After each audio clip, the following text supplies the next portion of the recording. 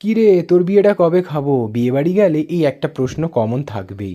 তোমার মাথায় তখন আসবে, নিজে বিয়ে করার বয়সে কি আমি লোকের বিয়ে খেয়ে বেড়াচ্ছি? তখন বেশি ভাবনা চিন্তা না করে তাদেরকে একটাই কথা বলবে যে, ভাই এখন আমার বিয়ে করার সময় হয়নি, বিয়ে করার সময় হলে ঠিক নেমন্তন্ন পেয়ে যাবি আর পেট পুড়ে ভোজটাও করে যাবি। এই কিছুদিন আগেই গেছিলাম সৃষ্টি আর অভির বিয়ে এবং বৌভাতে। নবদম্পতিকে তোমরা আশীর্বাদ করো যাতে তাদের আগামী জীবন মঙ্গলময় এবং সুখের হোক। তো চলো তোমাদের সাথে আজকে শেয়ার করব বিয়েবাড়ি এবং বৌভাতে গিয়ে কী কী খেয়েছিলাম সেটারই একটা ছোট্ট মিনি ব্লগ।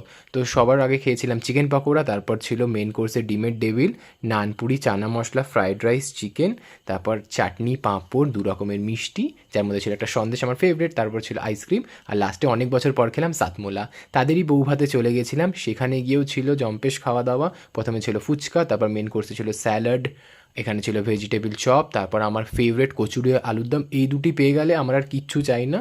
তারপর আসলো ফ্রাইড রাইস, দই মাছ, তার সাথে চিকেন কষা, যেগুলি খেতে খুব ভালো ছিল। তারপর শেষ পাতে ছিল চাটনি, পাঁপড়, রসগোল্লা, সন্দেশ। এইভাবেই জমিয়ে খাওয়া দাওয়া আনন্দ করে বিয়েবাড়ির বৌভাতটা কাটালাম। আজকের জন্য এতটুকুই, দেখা হচ্ছে পরের ভিডিওতে। তোমরা সবাই খুব ভালো থেকো।